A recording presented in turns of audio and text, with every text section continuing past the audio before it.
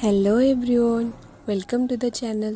Hope you all are doing well. So आज की video में हम अपने पैंडेनस के प्लांट को रिपोर्ट करेंगे जो कि बहुत ही ज़्यादा बुरे कंडीशन में था, और कुछ केयर टिप्स भी आपके साथ शेयर करूंगी। इस प्लांट के मिट्टी में बहुत सारी चींटियां घुस गए थे और भंवरे भी घुस गए थे, जिसकी वजह से मेरे प्लांट का हेल्थ बहुत ही ज़्यादा ख़राब हो रहा था। तो जब मैंने नोटिस किया तो जुलाई का महीना चल रहा है, जो कि प्लांट्स को रिपोर्ट करने के लिए बेस्ट होता है। तो इसी वजह से मैंने पैंडेनस के प्लांट को उसके पॉट से रिमूव किया।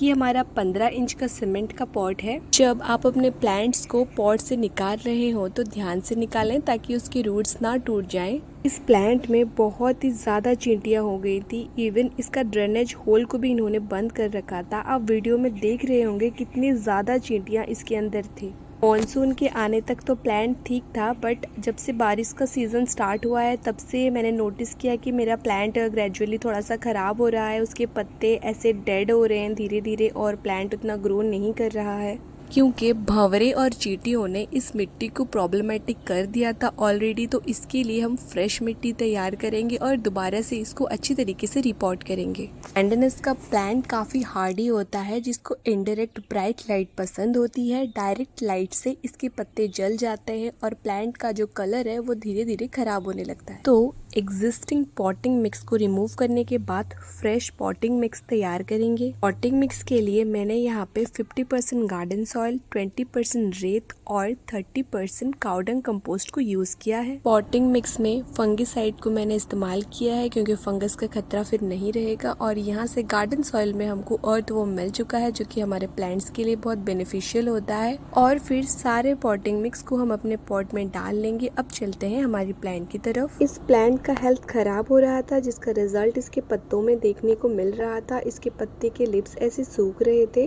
पैंडेनस के प्लांट में आपको पत्तों को रिमूव करना बहुत जरूरी होता है। जो पत्ते डेड हो चुके होते हैं या फिर सूख रहे होते हैं, सूखे पत्ते को अगर आप रिमूव नहीं करते हैं तो आपके प्लांट में फंगस का अटैक दोबारा से होने लगेगा। तो इसी वजह से मैंने यहाँ पे जितने भी लीव्स सूख रहे थे सबको मैंने कट कर दिया है। पैंडेनस के प्लांट में नीचे से जो मैच्योर लीव होता है ना, वो नेचुरली सूख जाता है, तो उसको रिमूव करना जरूरी होता है। उससे आपके प्लांट में बेबी प्लांट प्रोड्यूस इजीली हो सकते हैं। अगर आपके प्लांट में पेस्ट का अटैक नहीं होता, आपका प्लांट का लुक भी अच्छा रहता है। तो इसी तरीके से मैंने इतने सारे प्लांट के लीव को निकाल लिया है। अगर मैंने वक्त रहते इसको नोटिस नहीं किया होता तो फिर इस प्लांट की हालत और भी ज्यादा खराब होने वाली थी, क्योंकि इसमें ऑलमोस्ट चींटियों ने अपना घर बना लिया था। एग्जिस्टिंग मिट्टी हमारी बिल्कुल ऑर्गेनिक थी, जिसका रिजल्ट आपको देखने को मिलेगा। ये देखिए यहाँ पे एक अर्थवॉर्म पहले से ही है। अर्थवॉर्म हमारे प्लांट के लिए काफ़ी अच्छे होते हैं, इसीलिए वो हमारे अच्छे फ्रेंड्स भी होते हैं। तो हमने इसको यहाँ पे न्यू पॉटिंग मिक्स में डाल लिया है।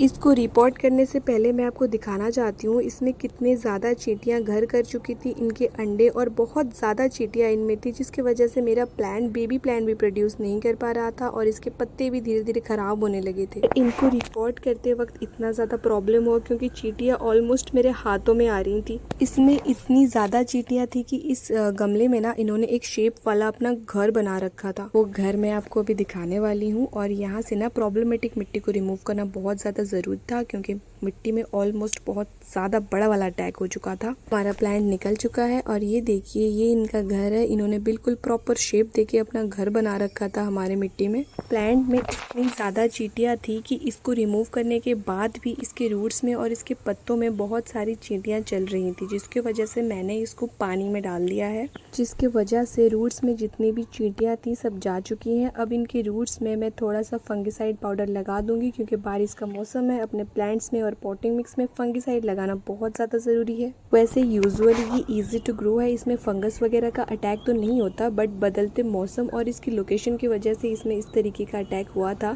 यहाँ पे जो इसका एक बेबी प्लांट निकला है ना, इसको आप रिमूव करके दोबारा से प्रोपेगेट कर सकते हैं। इसी तरीके से आप एक प्लांट से बहुत सारे प्लांट्स भी बना सकते हैं। इतना कुछ करने के बाद भी इस प्लांट से चींटियाँ नहीं जा रही थी, जिसकी वजह से इस प्लांट को दोबारा से मुझे पानी में डालना पड़ा।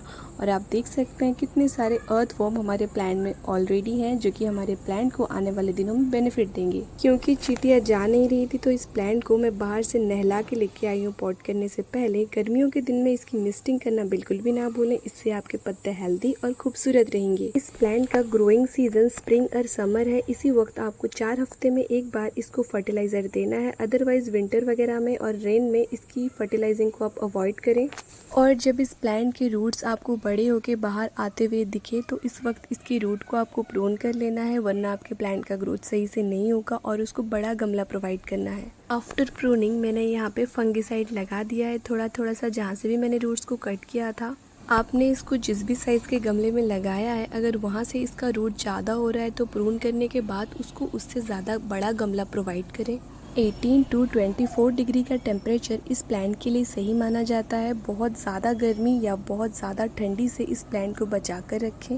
छोटा सा बेबी प्लांट इसका निकल रहा था, क्योंकि बारिश का मौसम है तो इसीलिए मैं इसको दोबारा ग्रो करने के लिए इसके मदर प्लांट से इसके बेबी प्लांट को मैंने अलग कर लिया है और इसमें रूट्स भी हैं। इस प्लांट को रेगुलर वाटरिंग करना ज़रूरी है, लेकिन ओवर वाटरिंग से आपके प्लांट को नुकसान पहुँच सकता है, तो ओवर वाटरिंग का ध्यान रखें। अब इस बेबी प्लांट को भी मैं आपको पॉट करके दिखाऊंगी। तो फिर मैंने ना यहाँ पे इस प्लांट से थोड़ा सा स्पेस छोड़ के, गमले में थोड़ा सा स्पेस छोड़ के इस प्लांट को लगाया है, जिससे मुझे मल्चिंग करने में आसानी होगी और वाटरिंग करने में भी आसानी होगी। ओकेजनली आपको इस प्लांट को प्रून कर देना है ताकि आपका प्लांट नीट रहे और खूबसूरत दिखे।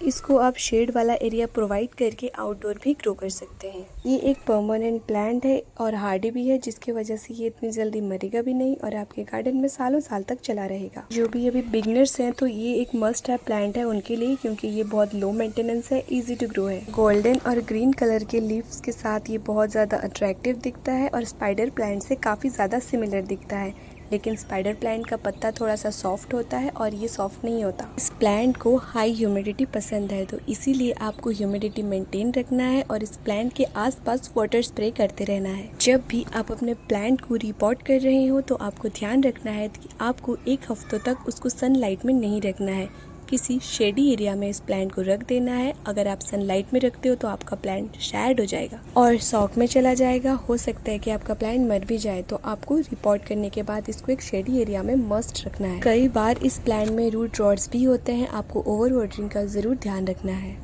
इसकी फर्टिलाइजिंग सिर्फ इसकी ग्रोइंग सीजन में ही करना है। फिलहाल बारिश का मौसम है तो बारिश का मौसम में सफिशिएंट होता है, प्लांट्स के लिए कोई सा फर्टिलाइजर की ज़रूरत नहीं होती। बारिश का पानी माइक्रो न्यूट्रिएंट और नाइट्रोजन रिच होता है, जो आपके प्लांट के हेल्थ के लिए अच्छा होता है, जिसकी वजह से बारिश के दिनों में कई सारे प्लांट्स की हेल्थ अच्छी हो जाती है। अब हमारा प्लांट रिपोर्ट हो चुका है और कुछ रेन वाटर को मैंने कलेक्ट करके रखा था। अब रिपोर्ट करने के बाद मैं इस प्लांट में रेन वाटर दे रही हूँ। रिपोर्ट करते वक्त इसके पत्तों में कुछ मिट्टी लग गई थी, तो फिर मैं इस वाटर से इसकी मिट्टी को रिमूव कर रही हूँ। जिस भी पॉट में इस प्लांट को लगा रहे हैं, इसको वेल डन सॉइल प्रोवाइड करने के अलावा इंश्योर करें कि आपके प्लांट के पॉट में प्रॉपर ड्रेनेज होल हो, ताकि आपके प्लांट में पानी रुके ना। अगर आप पॉट के अलावा इस प्लांट को मिट्टी में लगाते हैं तो कंपैरेटिवली आपको बहुत अच्छा ग्रोथ देखने को मिल जाएगा और बहुत जल्दी ही इसमें बेबी प्लांट्स आने लगेंगे। अगर मेरी ही तरह आपके प्लांट की मिट्टी में बहुत सारे बग्स या फिर कोई सा पेस्ट अटैक हो चुका है, तो आप उस प्रॉब्लमेटिक मिट्टी को पूरी तरीके से रिमूव कर दें और बिल्कुल ही फ्रेश मिट्टी तैयार करें और अपने सभी पौधों में ऑर्गेनिक चीज़ें ही यूज़ करें। हम हमेशा ऑर्गेनिक चीज़ अपने प्लांट्स में यूज़ करते हैं, जिसकी वजह से अभी रिपोर्ट करते वक्त मुझे 6-7 अर्थवॉर्म तो मिल ही गए। और आप अपने प्लांट्स के साइज़ और शेप के अकॉर्डिंग ही उसको पॉट प्रोवाइड करें। जो बेबी प्लांट हमने निकाला था उसके लिए कोकोपीट 50% और 50% गार्डन सॉइल का मिक्स मैंने तैयार किया है। क्योंकि हमारा बेबी पैंडेनस बहुत ज़्यादा छोटा था तो इसीलिए मैंने इसके लिए छोटे पॉट का इस्तेमाल किया है। इसमें रूट्स भी हैं।